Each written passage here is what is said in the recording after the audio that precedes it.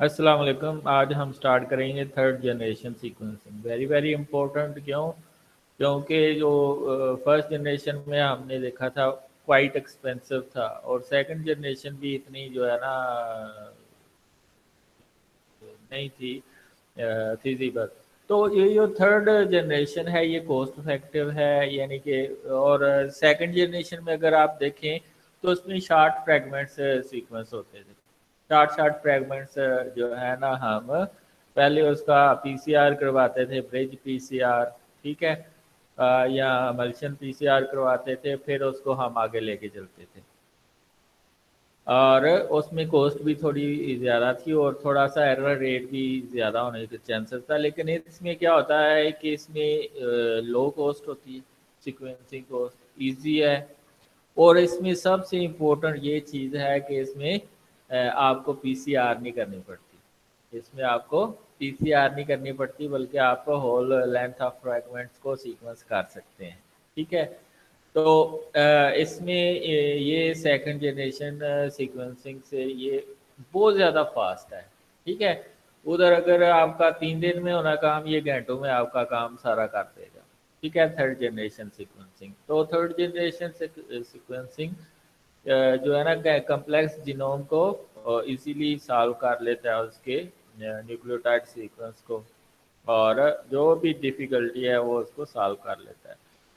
Third generation sequencing are able to produce long read exceeding several kilobases for resolution of assembly problem and a repetitive region of complex genome. ये जो second generation में problems आती थी repetitive sequence की, वो इधर ये third generation sequencing जो हमारा टूल है उसने इसको ख़त्म कर दिया। और हम मतलब काफ़ी ज़्यादा बड़े डीएनए फ्रेगमेंट्स को जो है इससे सीक्वेंस कर सकते हैं। There are two main approaches that characterize third generation sequencing. एक स्मार्ट अप्रोच है, और दूसरी जो हमारे पास मिन आयन सीक्वेंसर अप्रोच है, वो ऑक्सफोर्ड सीक्वेंसिंग है।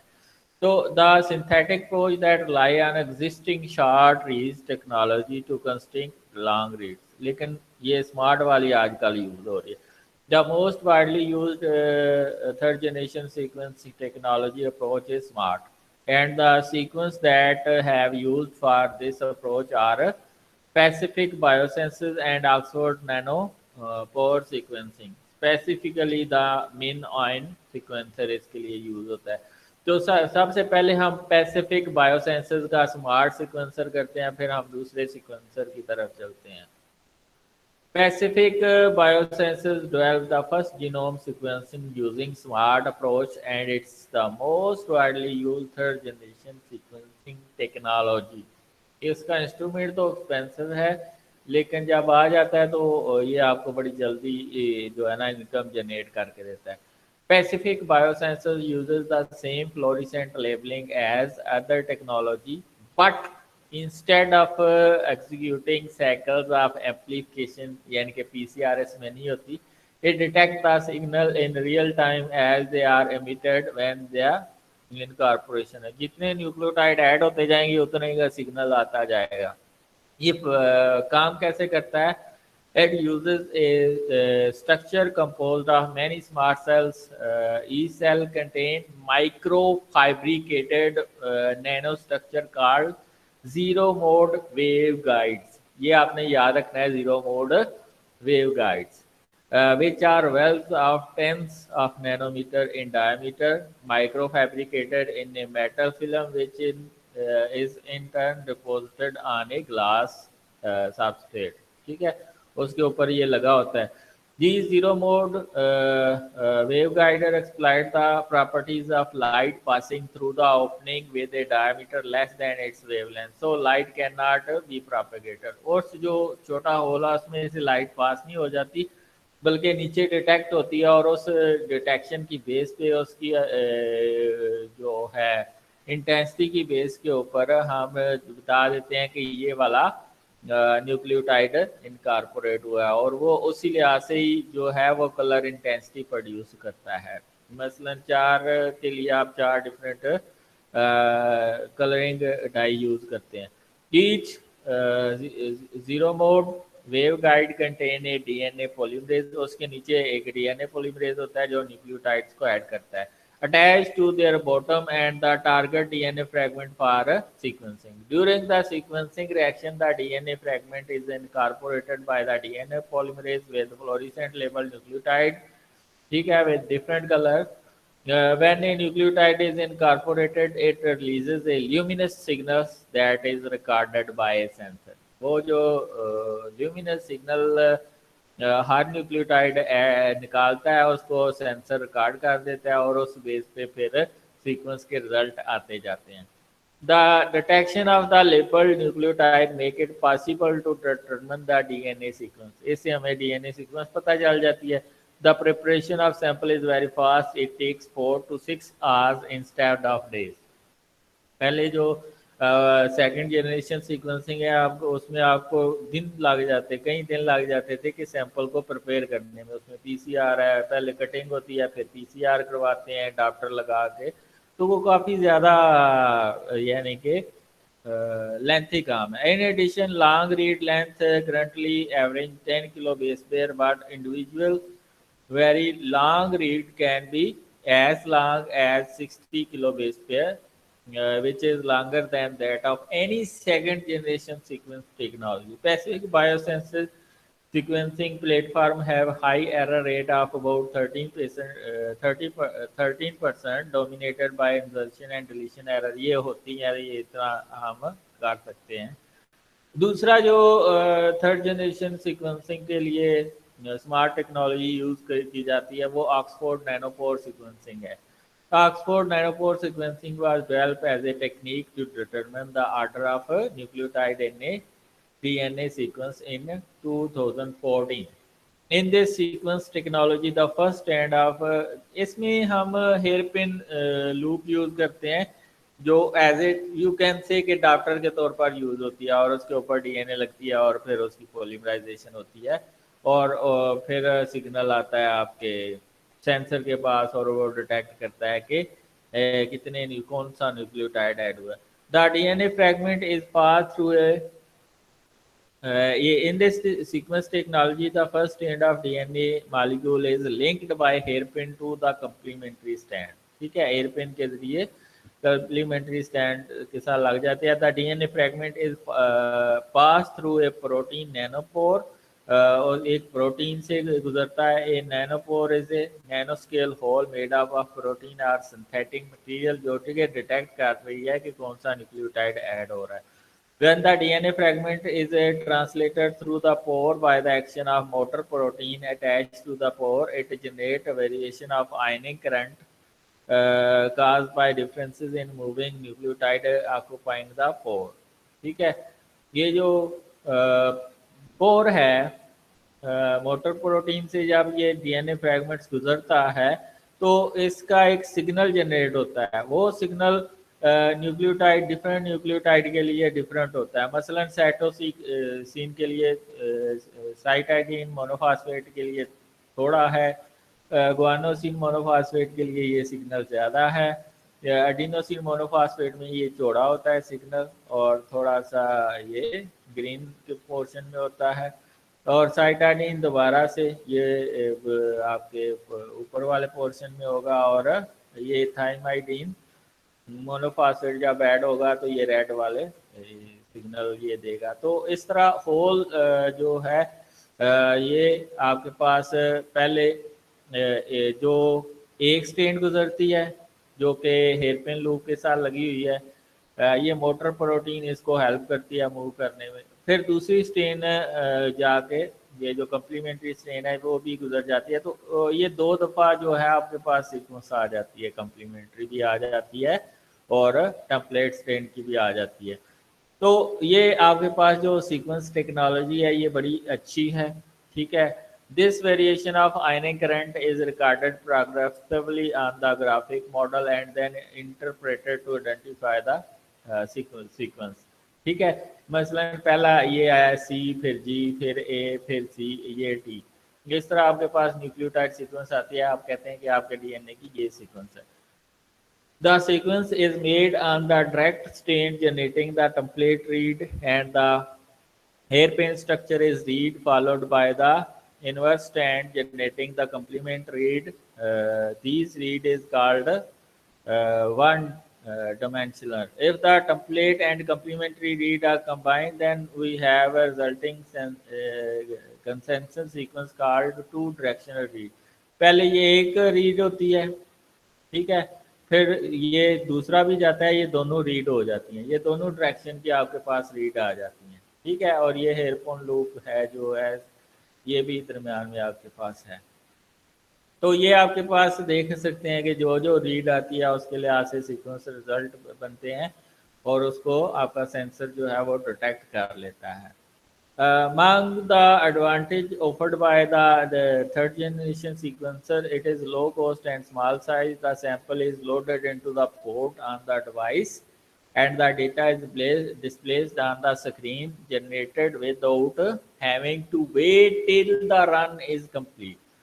एंड ये साथ साथ रिजल्ट आते जाते हैं, और उसको आप अगर आप इंटरप्रेट भी करना चाहें तो कर सकते हैं। And Min9 can provide very long read exceeding 150 kilo base pair which is very long run, which can improve the contiguity of the de novo assembly. However, Min9 produce a high error rate of 12%, पिछले में 13% थी, इसमें 12% है, तो इतना ये होता ही है। Distributed about 3% mismatch, 4% insertion and 5% deletion. तो ये आपके पास रिजल्ट हैं। अब समरी क्या है, first generation technology involve mainly जो है उसमें सेंगर की सीक्वेंस है जिसमें हमने डाईडिऑक्सी मेथड यूज किया है। सेकंड जनरेशन में हमने ब्रिज और मल्शन पीसीआर के जरिए कॉलोनी बनाई, और फिर उसके ऊपर हमने जो है ना डिफरेंट सेकंड जनरेशन की टेक्निक्स लगाई थी, ठीक है। उसमें आपके पास है सॉलिड है, सॉलिड सीक्वेंसिंग है, और इसी तरह दूसरी सीक्वेंसिंग मेथड है, ये हमने किया था। और इसमें हम शार्प फ्रैगमेंट्स को क्या करते हैं, एम्पलीफाई करके उसको सीक्वेंस करते हैं। लेकिन थर्ड जनरेशन सीक्वेंस में आप होल डीएनए फ्रैगमेंट को एट ए टाइम उसको कर सकते हैं सीक्वेंस, और इसमें पीसीआर एम्पलीफिकेशन लाइब्रेरी आपको नहीं चाहिए होती, और ये लॉन्गर रीड करता है, और इसमें कॉस्ट जो है वो कम होती है और टाइम भी शॉर्टर होता है। Thank you. अब मैं आपको एक थर्ड जनरेशन की वीडियो दिखाता हूँ, तो आपको उससे और ज़्यादा समझ आ जाएगी, ठीक है। तो थर्ड जनरेशन की एक हम वीडियो देख लेते हैं। तो ये आपके पास तो ये आपके पास थर्ड जनरेशन सीक्वेंस की वीडियो है, ठीक है, जिसको हम single molecule real time sequencing भी कहते हैं, ठीक है, single molecule real time sequencing, ठीक है। अब ये जो टेक्निक है इसमें आप देख सकते हैं, ये आपके पास हेयर पिन लूप है, इसके ऊपर डीएनए फ्रैगमेंट्स लगा होता है, ठीक है। तो ये हेयर पिन लूप जो है वो अडाप्टर का काम कर रही है, ठीक है। तो ये लाइगेट हो जाती है आपके डीएनए फ्रैगमेंट्स के बाद, जो आपका डीएनए ऑफ इंटरेस्ट है, ठीक है। और फिर ये जो है आप उसको ये डीएनए पॉलीमरेज क्या करता है, इधर ये डीएनए प्राइमर लगा है, और डीएलए पॉलीमरेज क्या करेगा, इसकी एम्पलीफिकेशन करेगा और इसमें डीएनटीपी ऐड करता जाएगा, ठीक है। डीएनए पॉलीमरेज का क्या काम होता है, डीएनटीपीस ऐड करना, और जो जो डीएनटीपीस ऐड होंगी वो आपका ये zero mode wave guider detect कर लेगा, क्योंकि हर जो न्यूक्लियोटाइड ऐड हो रहा होता है उसकी डिफरेंट इंटेंसिटी की लाइट, क्योंकि कलर डिफरेंट है तो डिफरेंट इंटेंसिटी की लाइट निकलती है, जिसको सेंसर जो है वो डिटेक्ट कर लेता है, जिसको क्या करता है, सेंसर डिटेक्ट कर लेता है। ये 70 नैनोमीटर जो है वो चौड़ा होता है, और लंबा ये 100 नैनोमीटर होता है। ये जीरो मोड वेव गाइडर जो आपका सेल है, ठीक है। और ये नीचे ग्लास लगा होता है और इसके ऊपर ये आपका आके लग जाता है। ठीक है। और जो जो इधर पॉलीमराइजेशन होती है तो सिग्नल जनरेट होते हैं, और सिग्नल जनरेट होगा तो इसका मतलब है वो उसका आपका सेंसर जो है वो इसको डिटेक्ट कर लेगा। तो मसलन एडिनिन एडिनोसिन मोनोफास्फेट के ऊपर ग्रीन है, साइटाडीन मोनोफास्फेट के ऊपर ब्लू है, थाइमाइडिन मोनोफास्फेट के ऊपर येलो है, और गुआनोसिन मोनोफास्फेट के ऊपर क्या है, रेड है। ठीक है।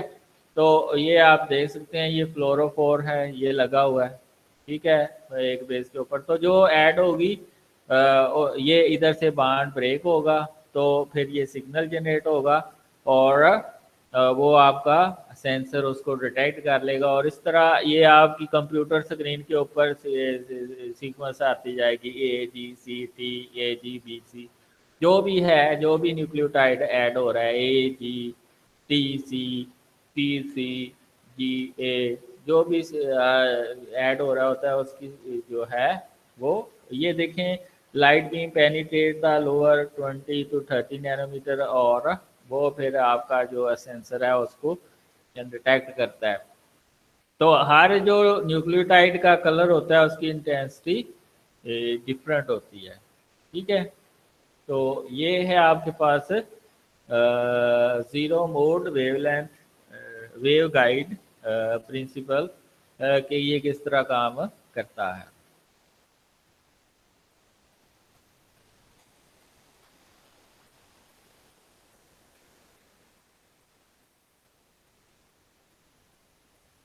ये आप देख सकते हैं। अगला क्या है जो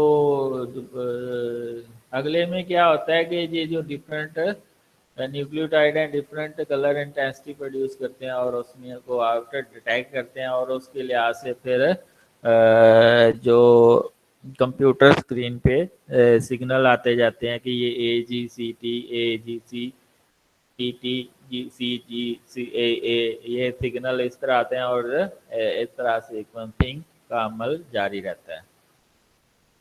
तो ये आपके पास थर्ड जनरेशन सीक्वेंस है। पहले आपने ये देखें DNA पॉलीमरेज ने क्या किया। ठीक है। ये पॉलीमराइजेशन की, और जो जो न्यूक्लियोटाइड ऐड होता गया उसको उस वो डिटेक्ट करता गया। ठीक है। तो ये तो था आपका lecture about third generation sequencing. तो इसमें आपके अब मैक्सिमम क्वेश्चनिंग आनी चाहिए।